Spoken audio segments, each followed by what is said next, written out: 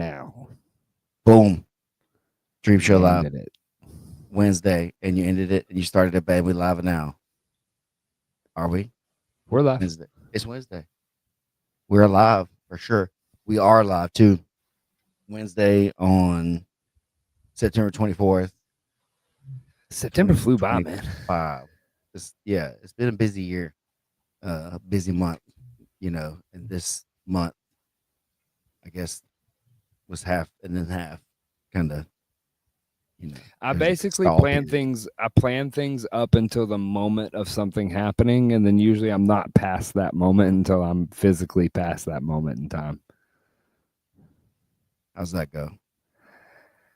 It all right. How do you do that? So, well, I personally struggle with like the whole wave. When I pitch something, I have to be careful because I'm going to hit you with way too much information at Mm, once. Because like I'm thinking about the whole picture. So trust me, I'm thinking about like 10, 15 years down the road. But in my head, I have to like chunk things out of like, okay, here's this moment in time that I have to get to. Everything's got to be perfection's not possible, but execution has to be like doable by this date. And so everything that I can get done on that is better. I'm getting better at like compartmentalizing it in a way that makes sense to other people so that you can then get more done more effectively and sometimes better by being able to like hand that off to other people. mm. So that's for me, like planning things is like a hard, loose structure. Like I need a hard structure to loosely hang things on, but it can't be permanent. But some things are permanent, and I have to just do certain things to get past certain points. Does that make any sense? Because that's how I deal with it. That's how I would answer the question you asked.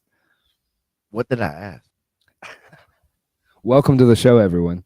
There's not a lot happening in jujitsu this I don't know what next just couple happened. You weeks. just told me a bunch of stuff.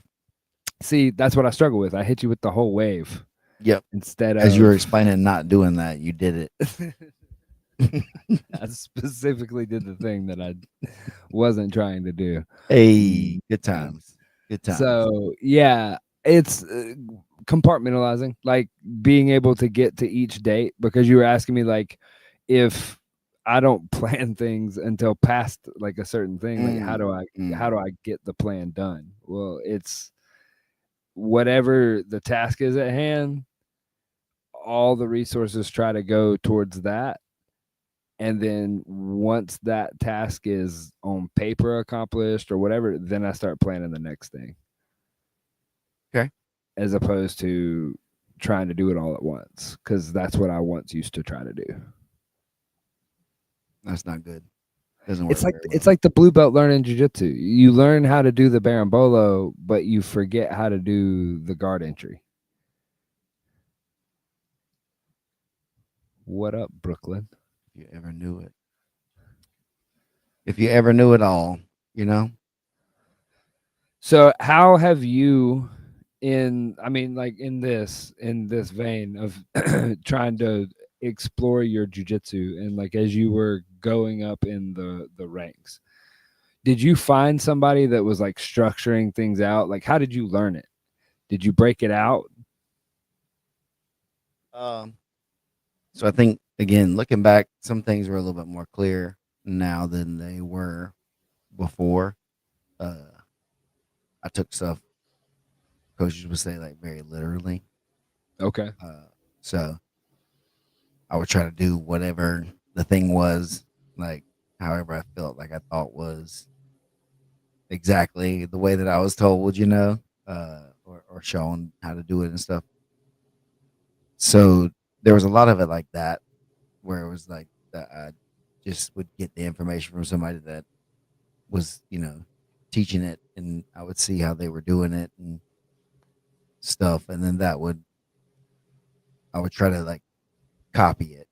But then if stuff didn't really work, or if I was like struggling like in live training using the stuff, what I would typically try to do then is uh whatever worked, against me, I'll try to use that on somebody else and try to like engineer a path from wherever we were towards whatever that was that had beaten me. Because I was like, I mean, if that shut down what I was trying to do, then when somebody tries to do what I was trying to do to me, then I'll use this thing and see how it works or whatever, you know?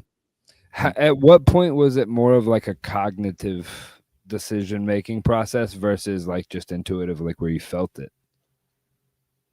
When did that switch? We're off in the weeds on this one, but like I'm genuinely curious on that question. mm, definitely after blue belt. Yeah. Definitely after that. Probably my purple belt was a long time.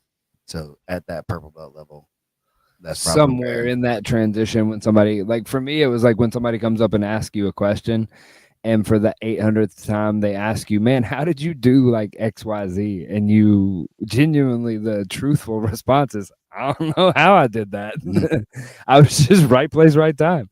I did the thing he said, I thought, or I just did something else.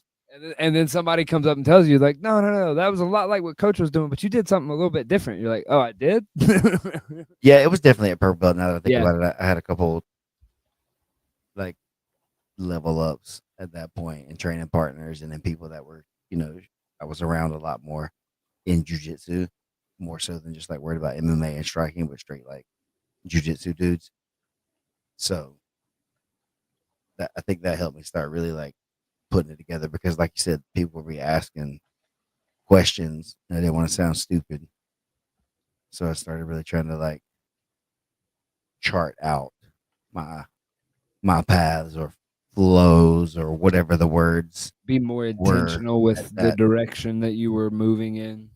Yeah, because it was a lot of one move at a time, Yeah. even probably through blue belt or a 1-2 combination or something like that, even, but nothing that was very complex. It was more about if I was in the good spot to keep making it gooder, and if I was in the bad spot to make it better by scrambling until I could get to the better spot. To the better spot. And then here's where I Then do I do my XYZ. whatever thing, Yeah. Americanas and Yeah. Kimuras and you know stuff like that, head and arm triangles. Tell me you a strong man without being a I without was telling punching, me. I would punch though. Like that's the Yeah. thing. Is like normally that was the alternative. Though is like I didn't need. There was no reason to do all the extra stuff that you do, and Because that there were that punches there. goes that goes to a video that I've seen that people were showing with Eddie about or whatever too. Like there's like he talks about Hodger and a lot of people, guys say that you only use like 40% or whatever, some low percentage of jujitsu when you're fighting, uh, because you got so much other stuff to worry about, or when you get to a certain dominant spot, you can just beat them up, and you don't have to do all the other crazy kind of stuff to get stuff going. You know, um, Yeah, but to me, that's another layer of jujitsu, and like that's where I feel like the guys that are good at jujitsu and MMA and like combat are different in the way of like pure jujitsu because you when they're punching, yes, there's damage that can be happening, and there's something you have to worry about that, but that's just an extension of a grip because now that hand is occupied and it's moving, and that's no longer a post anymore. So it's correct. just another layer to it that just has higher consequences. It's just like having the layer of like, oh, add the layer of leg locks. Well, now there's a So then, layer.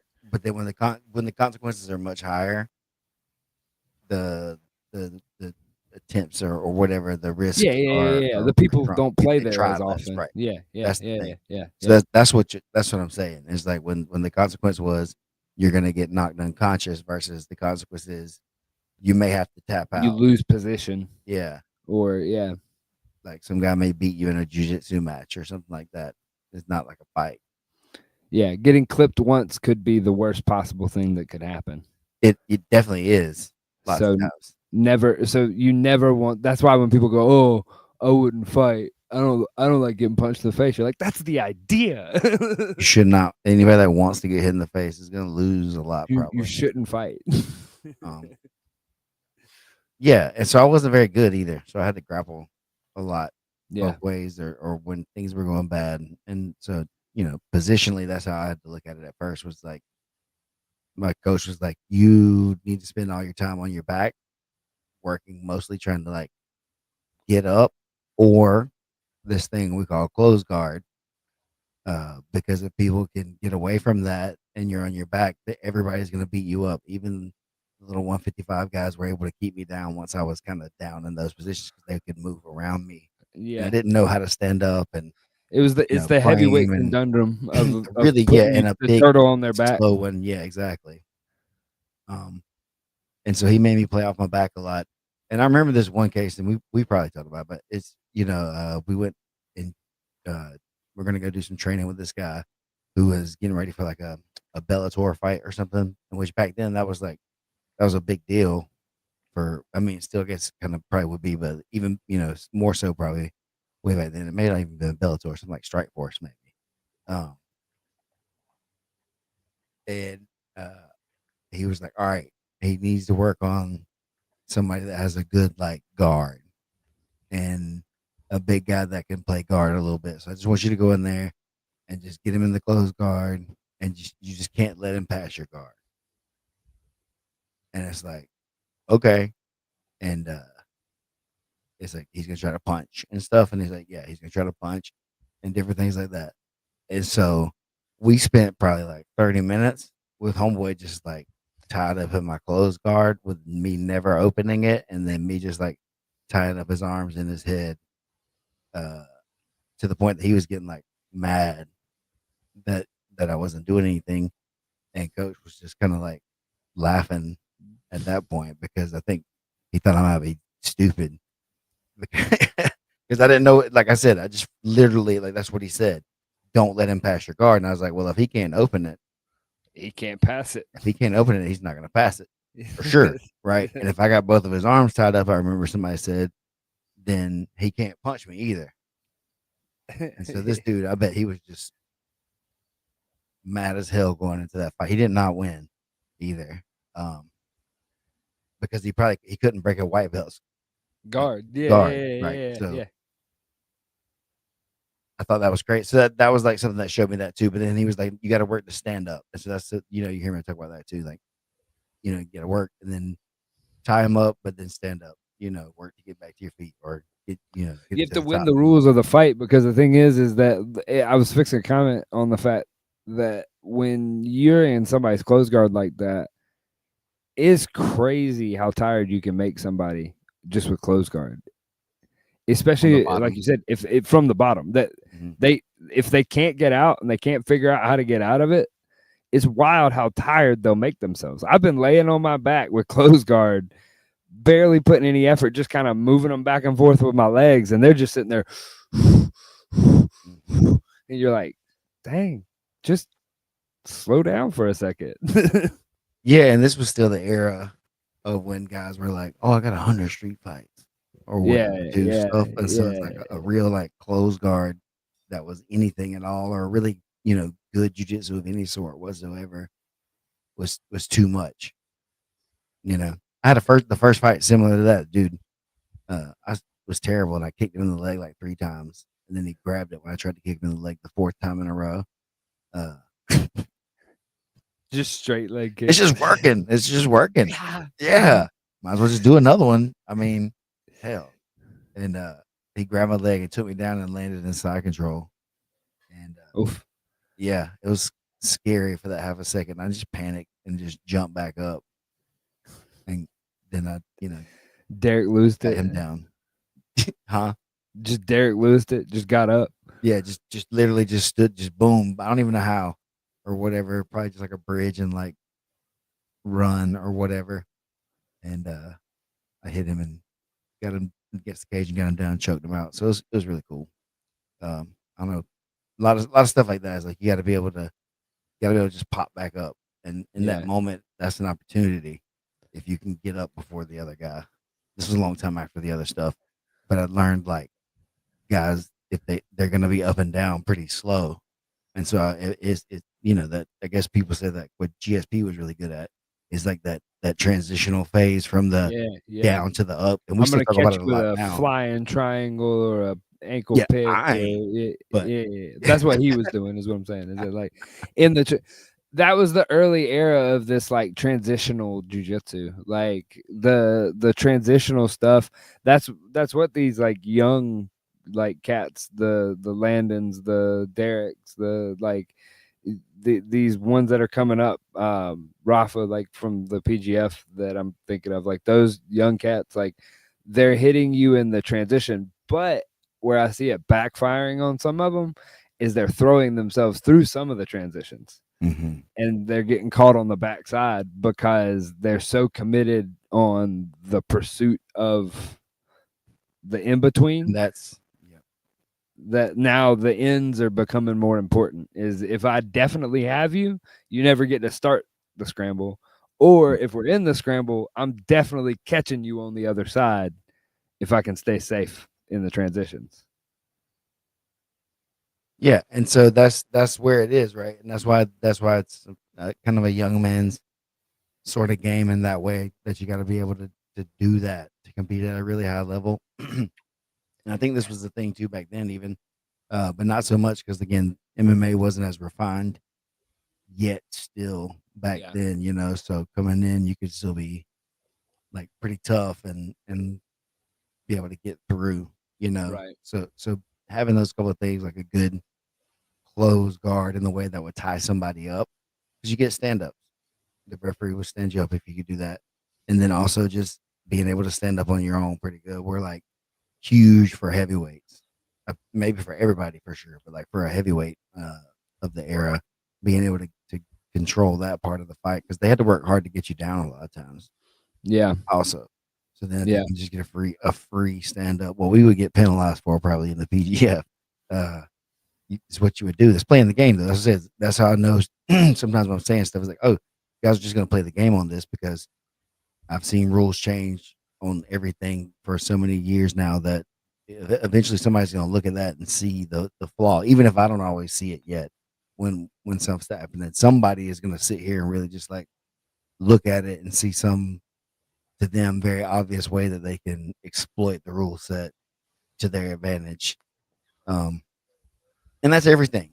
And so, Yeah. you I know, mean, it's and when you start getting into the rule sets where people exploit rule sets and stuff, is did I send you that video the other day of I cannot remember the name of this promotion, but it's on YouTube. And I think it's a bunch of Russian cats.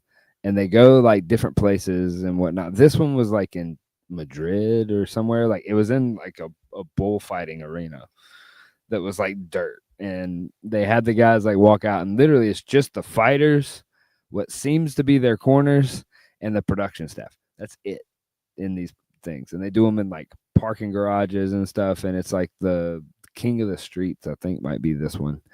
But this one's gone even further, and they've done like a matador, I think is what they're calling it, like a matador season where they're like bringing these guys out. And there was one guy that they ended up in a scuffle and they ended up on the ground. The guy took his back and he like choked him and he tapped to it. But then he was like, "Oh, you're not going to fight me like a man." And like right before he got on his back, he had popped him one good one. And so the guy was like, "All right, let's run it back." And so they run it back again. And the dude just like pieces him up and knocks him out this time. And it's like, all right, well, when we start talking about all the splitting the rules and like these type things, is like, well, what are we okay with? It's like you always say, is like the rules dictate the fight. And like Mm. our whole argument with close guard, I stand by that until I'm in an asphalt gravel like pit or what in Top's King. Then like I don't want to be getting my back dragged across gravel and glass or No, and so whatever I'm the not hell, telling like you that that's what you should do either way. Now that don't exactly, misconstrue that yeah, as well. Like I don't think that in necessarily on the mats that's what you should always do. But that's what I'm using my guard for though is the opportunity to try to get on top of you. right. So that like it's always that way. Like I don't I think that's what gets lost in general. You know, Yeah, yeah, yeah, yeah. That's I guess that's the that's point. we get lost in the argument of like trying to game and play this and whatnot. And like at the end of the day, even boiling it down to sport, like take the street argument out of it. That one gets silly. But like if you get it all the way down to just boiling it to the sport, like we're trying to win. And it's like, all right, well, there's a time and a place for every single situation where it's like, well, maybe I wouldn't do this unless I can get away with it. and it means I can win, and that's the goal here, right? Yep. And like when me and Keelan were fighting in Vegas at the hotel against the wall, Okay. like we were out against the like the concrete block wall there, Right. and then there was like the parking curb, and then actual the car that we were like at. Um, there are some things that you could get away with right there. Um, one that would be very risky either way. Um, but there was a couple of situations where it's like, oh, if I just did this, he would like hit his head on Yeah. the concrete or the car really easily. But Yeah. in like a cage or something like that, that would be open space. Right. But we're in like a 3 foot box right here with this Right. wall and all these different things happening, you know? Um, and then like I finally just like turned him that one time. And then when I turned him, I like scuffed the knuckles on my hand, just not thinking about that, you know, just, and it's not that that was a problem, but it's just like, No. He's like, it's a oh, thing, you know, it's like, damn, I'm gonna have scuffed the to deal knuckles with that here. later for a Yeah. couple days. Yeah. So then, like, if you put somebody's head and stuff against that or whatever in some sort of like similar motion, it's gonna scrape their face and head and stuff. So it was just like, oh, this is crazy. That's kind of when I was like, yeah, we should stop. Yeah. I mean, definitely you have said this many a time is that the rules dictate the fight as far as like, well, if there's no rules, well, there's a lot of things I'm going to do that I would never do. But Easy. but at the same Hang time, hard. this argument's happened a billion times. Like this is not a new argument, but when you get it down to it, is the reason that you are capable of recognizing those moments and using them to your advantage or avoiding them is because of the infinite amount of time that you've spent in different variations of those movements and those patterns and those things, and then just taking that learning uh, data that you've learned from and applying it to a new location. Yeah, I think Okay, people well, call that like autism now. I think that's the term people it's use all the accurate. time. It's That's accurate. crazy. Like thinking about that. That's what I say is like I don't know. People say that stuff all the time, but that's Did you definitely take a what lot of happened. I went Tylenol, or in. is I went Tylenol really in hard. your water or something? I just didn't do anything but what I was doing. You know, went hard Okay. towards MMA and fighting and training, and then didn't stop. You know, it was like the special interest that kept having a new special interest attached to it. Something new.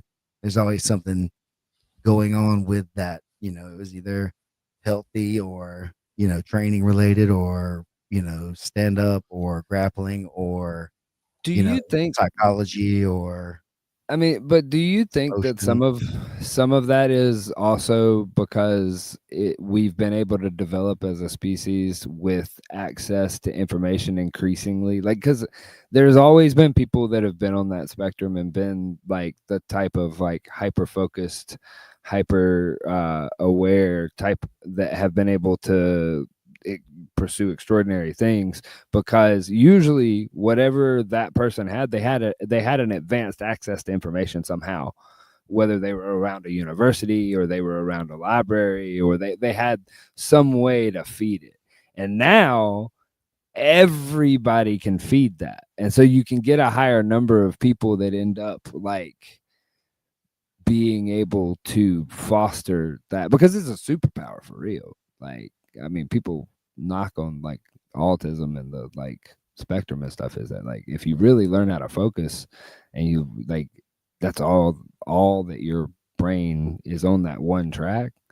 That's a freaking There's a superpower. lot that goes into, I guess, saying autism. Yeah, yeah, yeah. That's why I said And spectrum, because like that's a wide statement.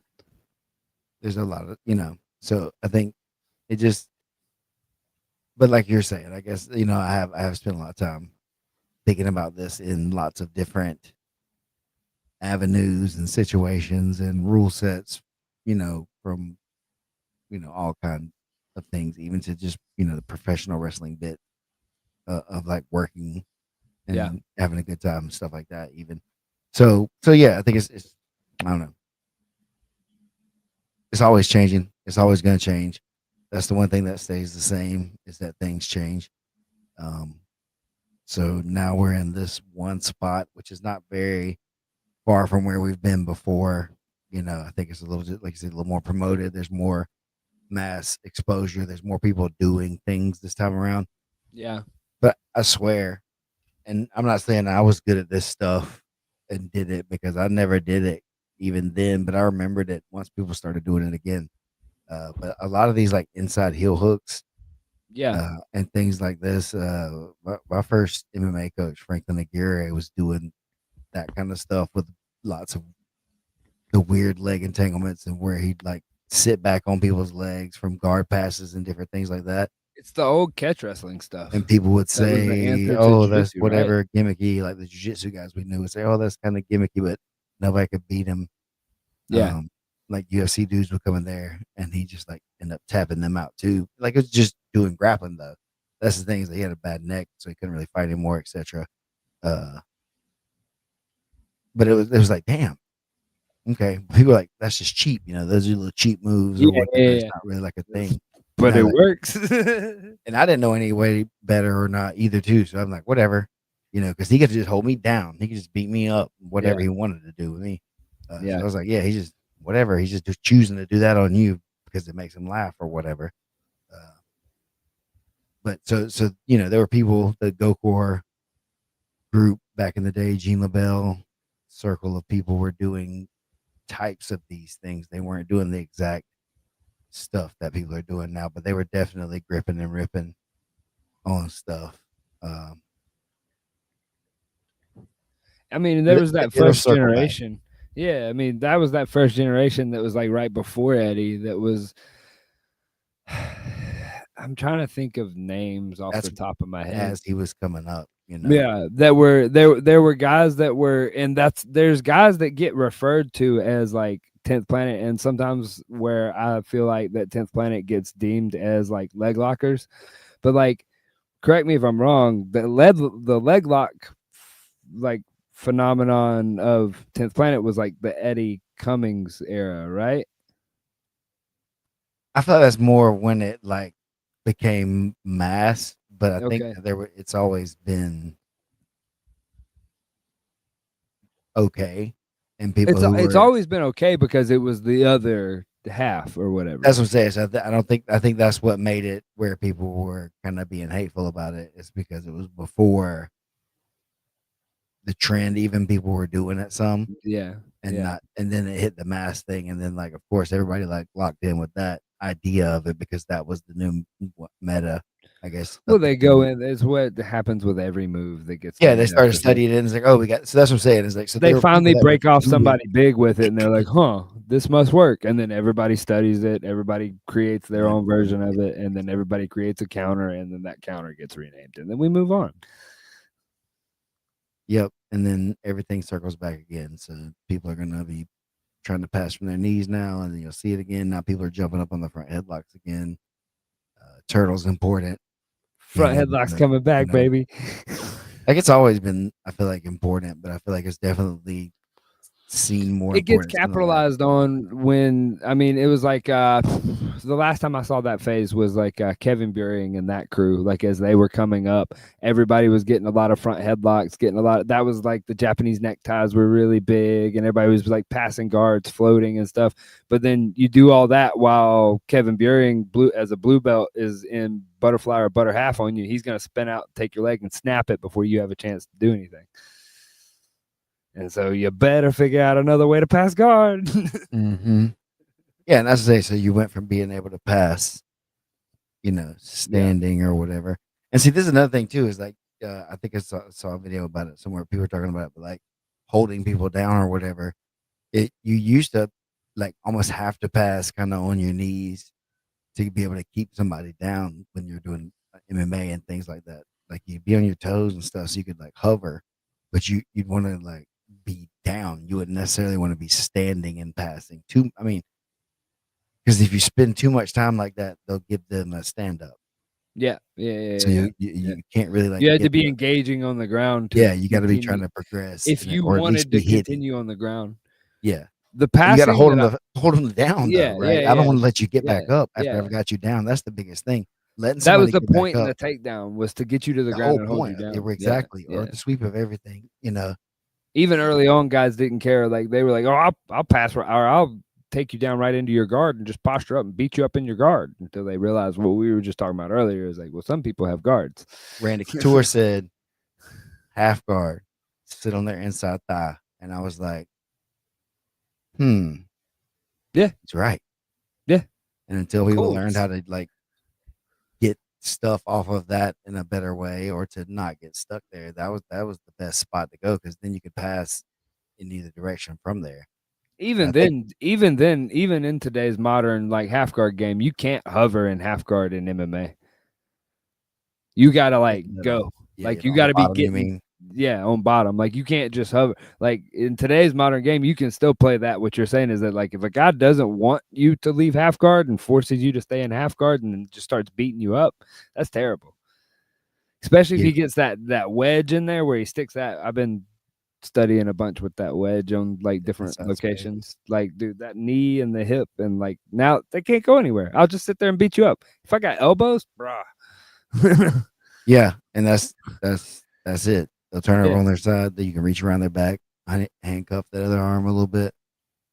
And that's where when Tons people though. in when you start talking about stalling calls and stuff, where people go, "Oh, I would never do something stupid like expose my back." Yeah, if somebody's sitting there punching you in the face and the only thing you can do is turn and run, you might do it. You your better. your body might do it for you. You better. So That's the I thing, feel. and Go punches ahead. don't take very much either. Like strikes don't take a lot. Mm-mm. And No. people don't think it's you see guys spaz out. You see people spaz out on TV with the fights and stuff. They have their hands wrapped, with tape, and they got wrist wraps and pads and stuff like that too. So you can't really do that without those things on your hands too. So I wouldn't recommend necessarily throwing those kinds of strikes either. Really short, like Yeah. direct stuff can be the most like effective in these kinds of If situations. you can get in that little short range where you have that little like tie like hook over their head and you're just like they're in their half guard and you're just sitting there elbowing them in the side of the head every time they try to like lean up, you just elbow them like little Ooh, short elbow right there in the corner of the eye. just thought about something. A thing that we didn't bring up, but like when we were at the PGF rolling that day, Mhm. Elijah, when we rolled, he did this thing a few times actually, and I was like, oh okay, yeah, I had seen that people are like using this now in jiu-jitsu or whatever, but it was like a thing back in MMA all the time. We called it a barbarian, but it would be like basically where you wrapped around the head and you'd reach into the opposite side armpit, almost like a meat hook sort of Yeah. thing, From into the from bottom. from top side, Oh, okay. and you kind of roll them over to away from you, so you could like pass Yeah. or you already passed, Or but you your could like hands free over mount, here to sit yeah. there and And so yeah. he's used that to just beat people up, Yeah. but now people are using it a lot in just like jujitsu. So that's if you're watching or whatever, when we were rolling, he like did that, and I kind of laughed. I was like, oh, haha. And so he kind of went back there again. I was like, see if he'll like try it again or whatever. And he did. So it's just like it's becoming one of the new old trends again is using that like, I don't know what people call it now. Sugar hold. Is that what it is? Sugar holder, is that like kind of like from like 100% almost kind of where you're reaching over across their head, you're behind their head, you're holding onto the far Yeah. armpit, you're crushing Under your, I would be their head's under your getting head. smashed down by your forearm and by the Mm, leverage you're pulling on their shoulder, and it makes them tuck and roll, and you either get yeah. a sweep. Similar to the stocks or Yeah, whatever in a way with the leg. that makes me dislike you for doing it to me. Mm, yeah. I mean, But whatever. yeah, I don't remember. I think sugar hold was what I heard it called. Was like where you sit there and hold them, and then but you stop like halfway, and now you have Mhm. a free hand, and they can't move, Yeah. and It you sucks just sit there and punch them usually. until the ref Yeah. stops it. Yeah, Hmm. because they and it looks bad too because they can't get a hand free to protect their face, You and can like finish it pretty good from right yeah, there anyway, though, because you got both their arms trapped. because that I think that's a big thing that the jujitsu community, like in the scene as a whole, has struggled with is like finishes, understanding when a finish is. Because like what I understand as a finish from the MMA days was I'm done when the ref puts his hands on me. Hmm. I feel like that in the jujitsu community, and that sounds vicious, but how many? All right, let's rewind it a few weeks. How many of these did we see that were $1 million decisions that went to a questionable situation? You never want that in this sport. And as much as you hate to see somebody get hurt, when you're running it at this level and running at these things, we boil it all the way down. We had all this long conversation about rule sets and this, but what are we really doing? Making money. Well, okay, there's that. But like the sport, we're not scoring goals. We're not scoring baskets. We're not scoring like I'm dismantling you. And so, Trying to kill you. right. And if I'm trying to kill you, like if we're having that conversation and hurt. people start talking about leg locks and stuff, the way that I was introduced to leg locks and the people I was around doing leg locks is a heel hook doesn't mean I'm finished. A heel hook means that I break it, I come to top, and now I'm on your back and you have one leg. Oh, I get an arm bar. Well, now you have one less arm. Because like in my mind, if we're like really studying what we're trying to do with You jiu-jitsu, go to Japan. You guys are one-on-one. you're breaking you're breaking down a bigger opponent. Like, you know, in the idea of jiu-jitsu being for the weaker opponent or the weaker person, like I'm trying to bring you down to my level with my jiu-jitsu. Well, Yeah, 5,000 cuts. that might be what it takes if we're talking when we sit here and go sub only, no rule set. Well, like, okay, well, sub only, that means that I have to break you down slowly and we have to fight for 100 hours or whatever. But when you start putting the rules in place and stuff like that, okay, well, where is the finish? And I don't know, because that stands on a line for me of that, like, okay, there's the respectable thing of like, if I know I'm caught and you know I'm caught and I say tap and I tap, I'm saying that and we have this mutual respect, especially in training. I'm talking about competition here, because especially in freaking training, is that like the reason this works is because I have the mutual respect that you're going to respect me when I say, all right, you got it. Respect. But when there's $1 million on the line, that's personally, I had zero problem with what Boehm did on his as he finished. Because it was like the guy was holding out to the very end and he was like trying to escape and trying to do all that. All right, I'm going to go through all the finishing motions. Sorry, I can't pause, because if I pause, well, who knows? Yep. That's why you had to knock them out. Like I If you didn't. don't want it left up to the judges, don't leave it in their hands. I wasn't trying to punch you to get the referee to stop it. I was trying to punch you to knock you out. Exactly. I mean, if the referee stopped it, that would be great, because I didn't really want to knock you out. But I was to me, like where I referenced the referee is that like that was the line that was drawn for me, is that like and for me, like coming up in football and coming up in all those things, is that like I also came up like be very, very, very, very, very, very violent. The most violent you can possibly be between the whistles. Anything outside, I was just told to be violent. Well, yeah, see, I took it. General violence was better than not. I took that too far when I was younger. Yes. No, me too.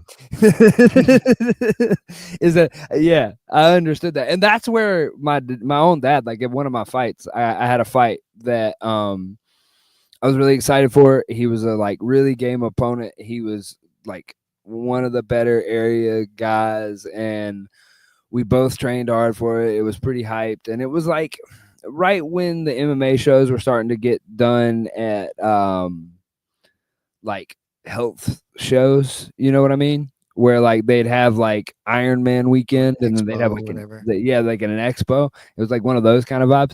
And so right off the bat, it was way outside my comfort zone when we started getting ready and like it was not the normal vibe I was used to of a fight. And I was like, this is weird. And then we had the little rules meeting and the tiny little like curtained off thing in the middle of the expo. And when they introduced the referee, they had literally gone to the like local high school referees association for the high school wrestlers and got a junior high ref to ref the MMA fights, which instantaneously we all were sitting there like, oh, this is Alabama. This is going to be interesting. And we got into the fight. And we were doing these things, and it was going back and forth, and we like slipped to the floor. Like we both kind of like slipped on one of those decals, you know, the like last minute sponsor decals they slap on those things. They're slippery. and we slipped on that, and we ended up in like a scuffle. He ended up on my back, and I remember having the like moment where I was like, "No, worst possible thing that I could have thought to happen." Here he is, and he goes to like slap the. This was like right in the first era of people saying anything below the eyes is the neck, and he came across my like face and nose, and he hit the top portion of my jaw and just clamped. And I mean, this dude was strong. And when he clamped, it popped my that like the molded mouthpiece, like it popped it out of my like top teeth and slid it backwards. And so it went to the back of my throat, and I went hot and like spit my mouthpiece almost all the way out. I caught it like in my teeth, so it was like hanging from my teeth, and I like separated his hands. And right when I separated his hands, the referee steps in and puts his hands on us. And we both look at him like, huh? He's like, it's over, boys. And we were like, both simultaneously, both, why? And he goes, I heard someone gargle. Fair point. I was like, all right. And when I stood up and like just kind of like shook it off, now trust me, Dad didn't see the reaction in the locker room, so he can't be as proud. But he was saying that like the way that I absorbed that decision and just walked out of the cage and took it, and then like whatever, he was like, that's a different you. And so he acknowledged the martial arts world of like high school football. My helmet would have been on the floor. Like I would have been trying to fight the guy. Like it definitely, I gained something out of it in that way. But yeah, the finish line of our sport, I feel like has never been blurrier. There isn't ever been one. There isn't. There's never. Yeah, I don't think so. Okay. Well, damn.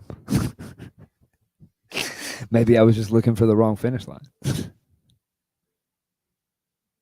I mean, there is one, but it's like it's there. There's a lot of them. Yeah. You just got to kind of choose one. Yeah. Or multiple ones. Oh, that's a good point. If you want, like, if your goal is to be world champion, if your goal is to win, if your goal is that, you have to pick one of the pathways to win, and you have to. That's something that, man, I've thought about that, but never like encompassed it in one statement. I say it all the time too, or have for a while. That's one of the things that kept me in it too. Is like there'll be something on the back end of this, because at a certain point it was like, okay, cool. There's still a good chance to make the UFC, maybe. Then what? There's like I knew what was happening to everybody behind the scenes already that were in the UFC, and it was like that's not a life when I have kids or anything. That's gonna like there's gonna have to be an after. There's got to be something like next for sure.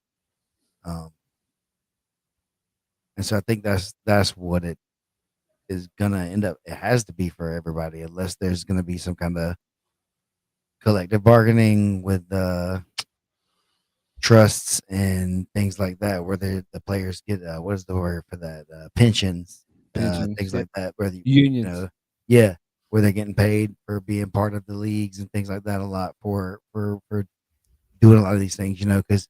And not that would have benefited me as much anything, but a lot of the guys in the future, that's going to be one of the things that kind of has to happen for athletes, because you end up giving so much of your body to the game or the sport or the thing that you do, that there's not a lot left to go kind of do a real job oftentimes. Well, yeah, and I mean, look at the age-old sports that have been around the longest, and they still hadn't figured it out. That's what I'm saying. Like they're still trying to navigate that. Yeah, they do, because they bargained for it, but that took. Well, I mean, when I'm gonna totally misquote the date, but like, I mean, that was what, the 80s before professional athletes had anything like that. Well, yeah, I mean, yeah.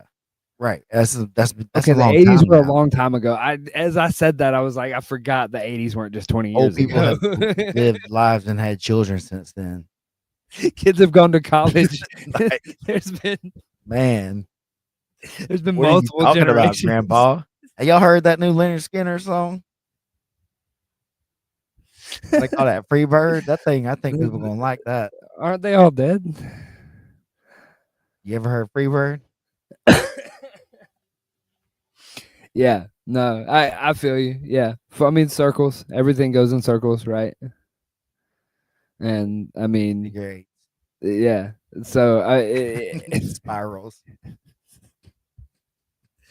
the the legacy sports that are there have just now broken out into that, and most of it came from as they gained their broadcasting and gained all their like TV. widespread TV. And I mean, really, I think where they made their turning point was in the last, like, I don't know, 10, 15, 20 years.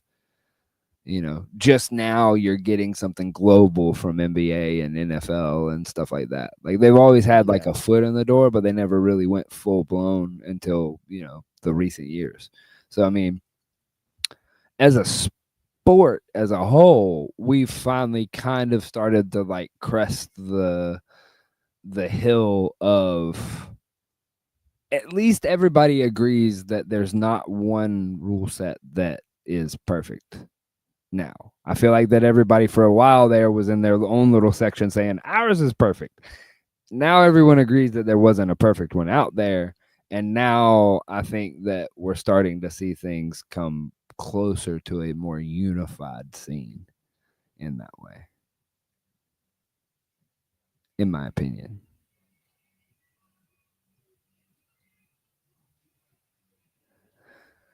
I'll go ahead and say on rule sets that have been the most successful in achieving what we're after in entertainment has been, I mean, from a bias standpoint, you could call it the PGF rules.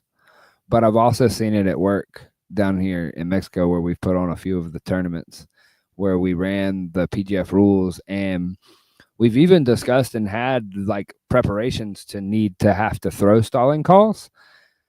Not once when we've been running one have we felt the need down here to throw a stalling call. They've gotten the picture every time. It's like, hey guys, we want to be entertaining, and the goal of this is for each one of you to get as many submissions as you can by the end of the day. And they go sobres and they go for it.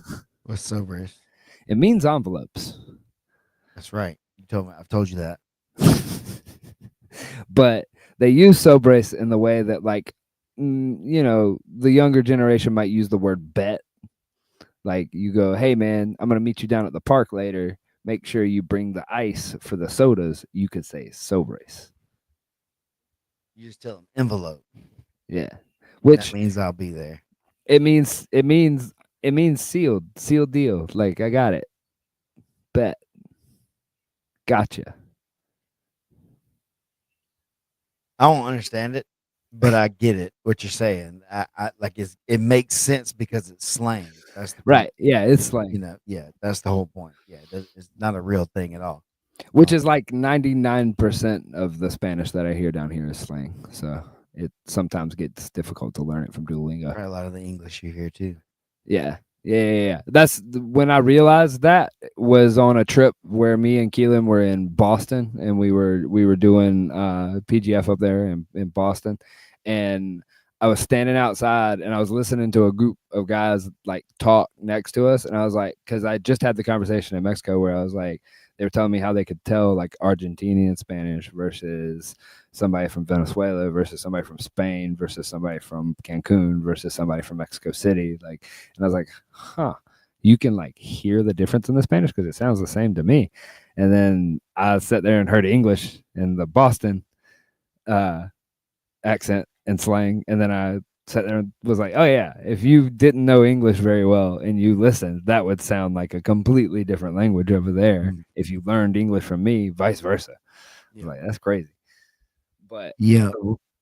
but the point in that was the rules is that this idea that the only goal to win this game is to get submissions, I feel like sounds so stupidly simple, but it is like the most complex way that we've answered it that has come to a full circle of like, yeah, the goal is to get submissions.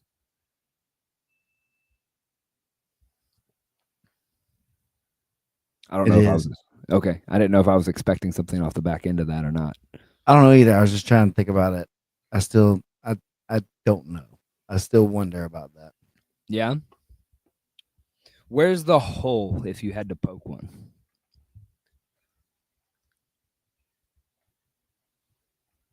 And so that's it for what you're doing. What if you're talking about entertainment though, right?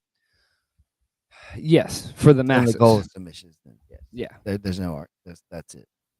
The goal of jujitsu as the art is survival and keeping yourself all in one piece. And like, yeah, I understand where. Okay, is that where your brain was? Yeah. Okay, yeah. The goal of jujitsu is one thing. The goal of the sport of jujitsu is a different. Well, I think a lot of people say the goal of jujitsu would be submission. Good point. Because the faster that I can get that done, the faster that I get out of the situation, the faster that everything's over. And I agree with you on that. But there's some times that I run into you in the back alley and I ain't going to get out of that quick. So I need to learn how to be efficient. You ain't getting out of it at all. So I decide to let you out of the goodness of my heart. So Brace. Okay. Okay. I'll remember that. Well, Palabra. we've got Do people say palabra? what? Palabra. Uh, it's more No. proper, I think. Well, how? What's that Hmm? mean?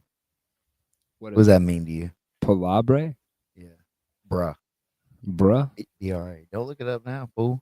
I'm not. I'm getting a call from a 1-800 number that I was trying not to let interrupt the show. He trying to damn look up the thing. Palabre.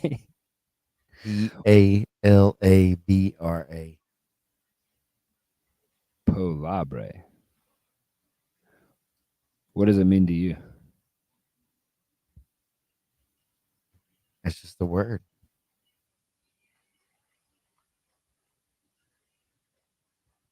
I mean, it's like an agreement. I thought I'm asking you if people use that in parlance.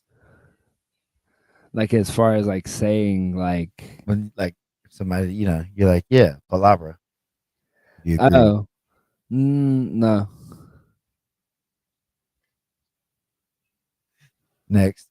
I feel like you're I feel like you're trolling me here because I don't feel like that's a word.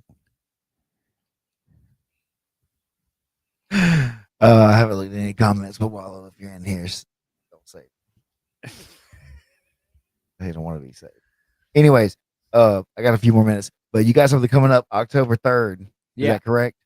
Well, Down okay. in October 3rd, we're gonna be in Monterey over there at Babo's Casa Babylonia, and we're running a 6-man bracket with Kyle Chambers coming back to defend his belt at the Johnny Hernandez Invitational #2.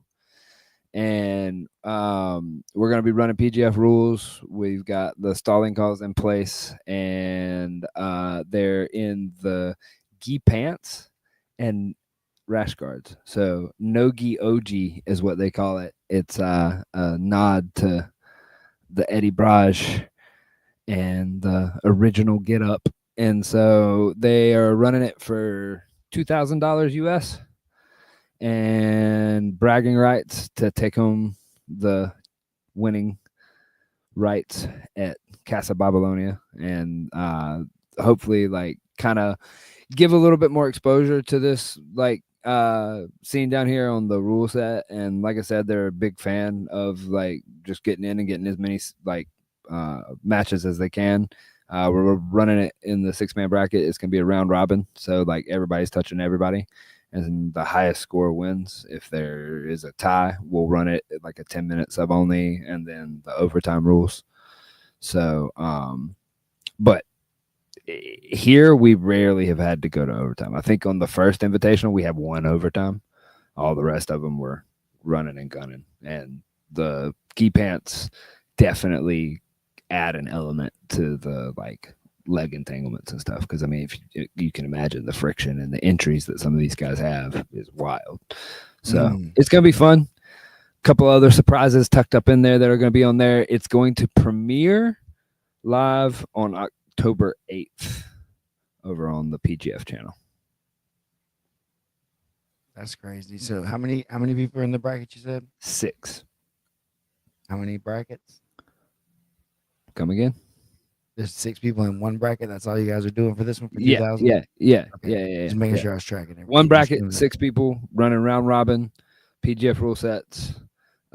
We've got Kyle Chambers, we've got Tax. Uh, j- uh, I'm trying to recall all the names off the top of my head, but the most interesting one that I'm interested to see is that we're going to get to see a rematch between Kyle Chambers and Chewy Minganya, I believe is how you say his last name. Mhm. But Chewy's a really good leg locker, and they had like a really good run at it on the early invitational, on the first invitational. I mean, one of those where you're talking about leg lock exchanges that are 3, 4, 5 layers deep. So like, it's gonna be fun to watch. Everybody gets to run it, and it's gonna be a big old party if I know Baba. PGF rules. PGF rules. That should be good to go, man. I think it should be a good time. What's really interesting about the PGF rules in that one, and what's that I've been thinking about this week, is that almost everybody that's in the bracket has had at least one tournament where we've run the PGF rules. Mhm. So they've all had experience. They understand what the game is, all the way up to like Kyle's been in a PGF season. So like it'll be super interesting to see these guys play.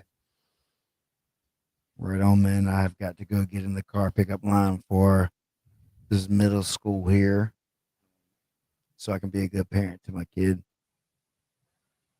But that Enjoy was your good talk. time. I appreciate it. Everybody, if you're here tuning in, thank you. Dream Show Live. You can find us at Dream GP on the Dream 10P. That sounded weird the first time. On stuff. If you want to look it up, you'll find me there. I just got like 42 aliases. The The, Wandering Grappler. the Wondering Grapplers, the current form that he's I appear on the internet in many different propagating ways. out here, spreading his little self around, Um, Thank you for tuning in, everyone. yeah, we'll be back probably next Wednesday. We'll do a little pre-show for the invitational next weekend or Yeah, next week. send me all the relative info on that, like who's what's, and then I'll be ready. I will. We'll And go the hard. English speakers, if anybody's in here for that one, there will be another broadcast for the English commentary coming from our good friend Raf. Is he coming down there? No, Oh, is he just gonna do it from he's doing a remote technology. how? How's he gonna do that? Technology. Hire me at the Wondering Productions and my friend How you do Conscious that? Keelan at Subconscious Studios to perform magic. Adios, people.